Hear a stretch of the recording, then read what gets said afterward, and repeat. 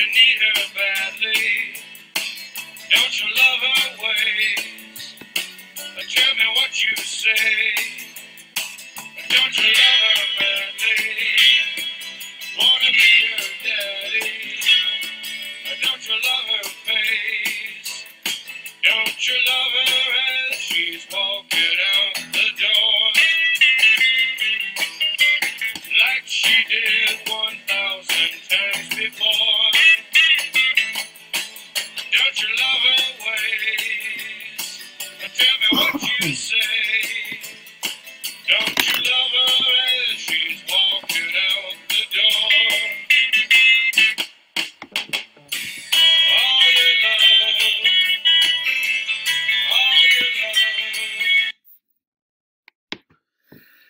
love. Okay, hi there. Today for Algebra 2, I'm going to be covering Chapter 6-1 on radical functions and radical rational exponents.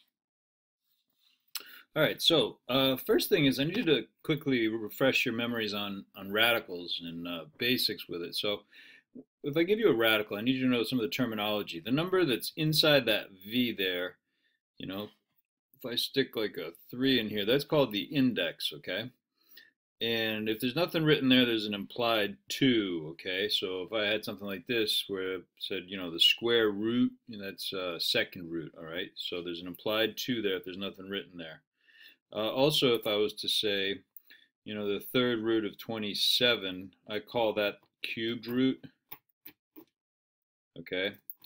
Like 3 is cube, okay? Cube power, cubed root, third power is cubed, okay? The radical is that, you know, the shape thing, that's a radical, all right? That kind of, the thing that goes over the variable, in this case it's over the x. And the radicand is the number or the variable under the radical, all right? So in this case, the x would be the radicand, okay? And like I said, those aren't things you need to necessarily memorize, but you should be familiar with them. So if I start talking about the index, then you should know what I'm talking about, okay?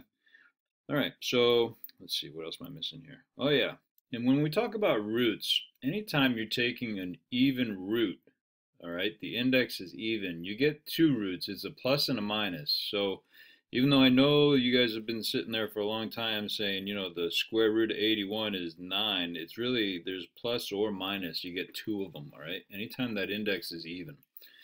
So even though we may not talk about the -1 all the time, it's there, okay? So you should know that. And from now on, we really should be putting plus and minus all the time. Sometimes when it's a real life kind of problem, you throw out the negative because, for example, the problem will, you know, dictate it. So you can't have like negative distance, for example.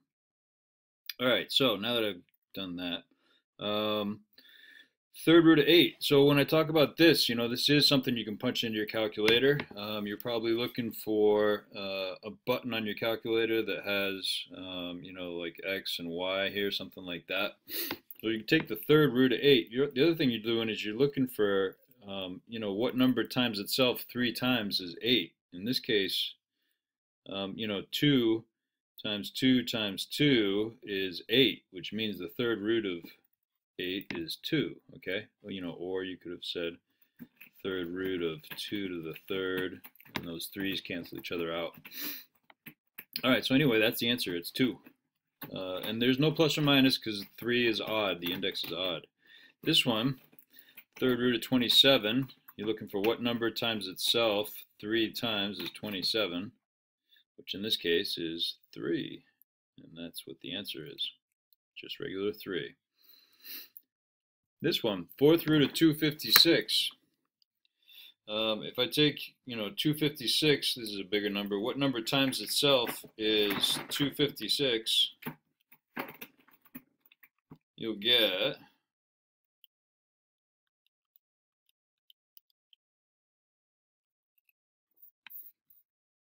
you get 4, all right? Now that's what your calculator will tell you. That's the only one it'll tell you, but it's actually plus or minus 4 because that index is even, so I need to have both, all right? Next one, what are all the cube roots, all the real cube roots of these? So if you can either start punching them in your calculator, you know, the third root of 0.008, you're going to get 2 is the third root of 8, so it's going to have a 2 in it. If I go 0.2 times 0.2 times 0.2, you should get 0.008, which makes that the answer. The third root of negative 1,000. Now you might be thinking, geez, there's going to be no real solution because, the square root of a negative number gives you an imaginary solution. However, third root's different. You can take the third root of a negative number, and you get negative 10 in this case is the answer, okay? And it's not plus or minus because it's a third root. But the reason is because if I took negative 10 and I multiplied it together 3 times, you get negative 1,000. Okay, so that's fine to take a third root of a negative number. You just get a negative number. Okay. All right, next one. Third root of 1 over 27.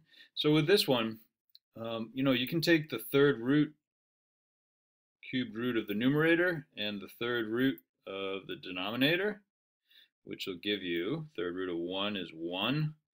Third root of 27 is 3, and that's your answer. All right. What are all the real fourth roots? Real being we're not doing any imaginary ones, so if you get a negative number under a fourth root, there's no solution, right? So this one, what's the fourth root of 1? Well, what number times itself 4 times is 1? That's 1. Any root of 1 is 1. Oh, but I missed something, didn't I? Because I should have a plus or a minus. All right, next one. What's the fourth root of negative 0.0001? That one's got no solution. No real solutions, I should say. It's got imaginary ones. But imaginary ones are not real. So when they say real, that's what they're talking about, just the ones without eyes. Okay, so this one, fourth root of 16 and the fourth root of 81. Fourth root of 16 is 2, and fourth root of 81 is 3. I need to put a plus or minus there to cover both of the roots. Okay. All right, you try. What are all the real roots of these? Third root of negative 8, square root of negative 0.04, fourth root of negative 1. That one will be interesting. The fourth root, or the second root of negative 2 squared, and the square root of negative 49. All right, so you can do those and come into class with questions if you want.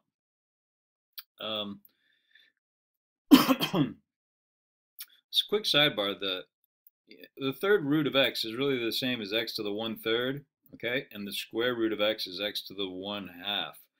Just a little something to keep in mind there. Now with this, I can break this up and go square root of 16 and the square root of x to the 8th. So what you're actually doing here, is you can divide that exponent by the index, which means this is really x to the 8 over 2, all right? Which is x to the 4th. I'm going to have a plus or minus here so I don't forget that because I'm taking square roots of numbers. That means that's even because it's an implied 2. Square root of 16 is 4, which means that is my answer, is plus or minus 4x to the 4th, okay? All right, this one, third root. So once again, you can, if I divide the exponent by 3, I can find out how many I really have here. So 6a to the 6 over 3b to the 9 over 3 gives me a squared and b to the 3rd. And there is no plus or minus necessary for that one. Okay.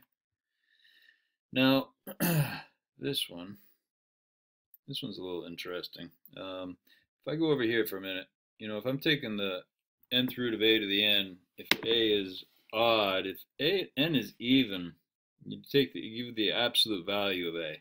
Let me show you what I mean with that over here. So with this one, I got the fourth root of x to the eighth, which means I'm going x to the 8 over 4 and y to the 12 over 4. So what happens is I got x to the second, okay, and that part's normal. But here I get y to the third. And because that's odd, it went from even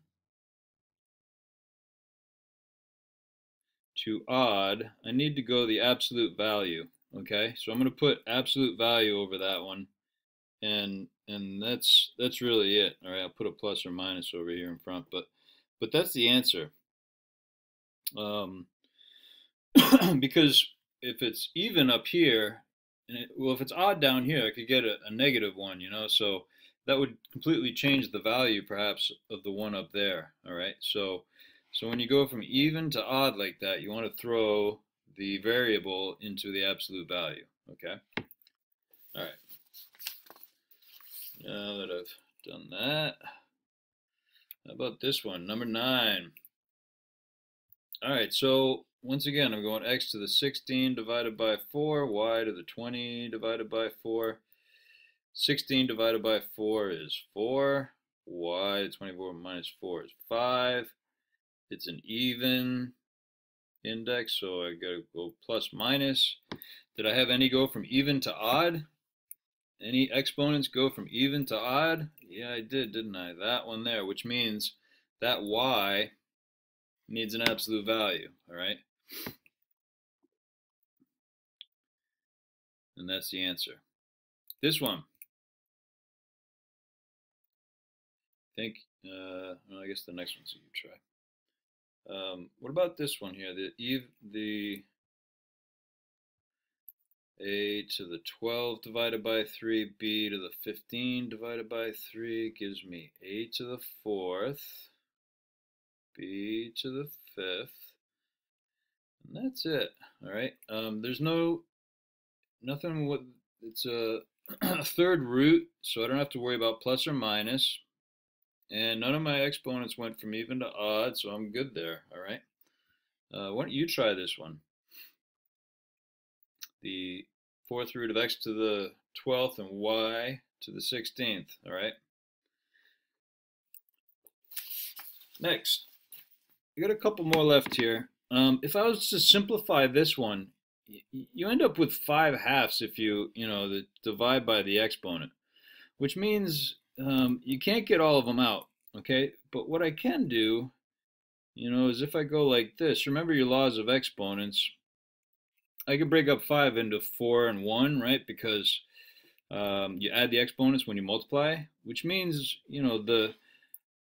I really get this, x to the 4 over 2, and then I'm going to leave that square root of x, this one right here, under the radical, okay? Because I can't get it out.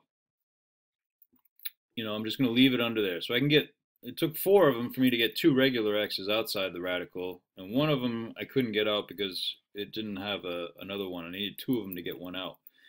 So I'm going to leave that one in there. So I'm going to simplify it and leave it like that, okay?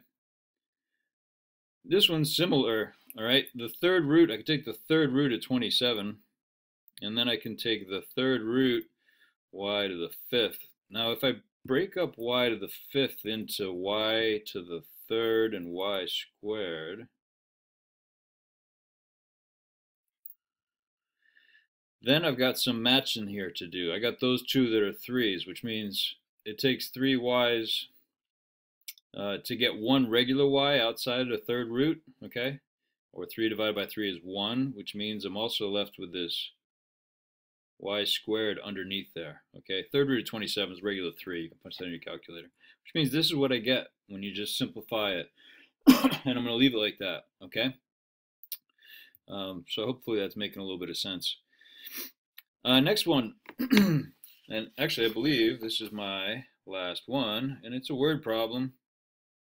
The radius of a spherical balloon can be expressed by r equals the third root of 3v over 4 pi, where r is the radius, v is the volume, and if the volume is changed from 500 to 800 cubic inches, how is the radius changed? Okay, so This one looks trickier than it probably is. So if I start over here, I want to know what happens to the radius if I have the volume be 500 and if the volume is 800, okay? So I'm going to analyze those two things. Now, the nice thing is they gave me this formula. So R equals the third root of 3v over 4 pi. And I know what the volume is, which means I can find out the radius, okay? So if I plug in 500 for R, sorry, for V, I can find out what that volume is, okay? Now, if you take that, punch it in your calculator, that's 1500 divide by 4, divide by pi. I'm using my pi button, so I'm getting 100, the third root of 119.37, which, when I simplify it a little bit more, comes out to 4.9 when I take the third root, okay? Different calculators are different for doing the third root. If you don't know how to do third root on your calculator, please bring it into class and ask me. I'll be happy to show you, okay? So that's my first part that I need to do. Now I'm going to do the same thing over here, except the volume this time is going to be 800.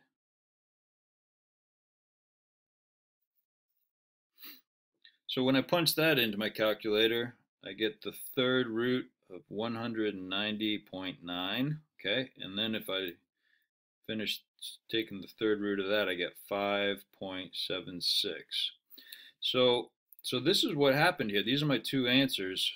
And I can just simply say, they asked what happened to the radius, and I'm going to say the radius changed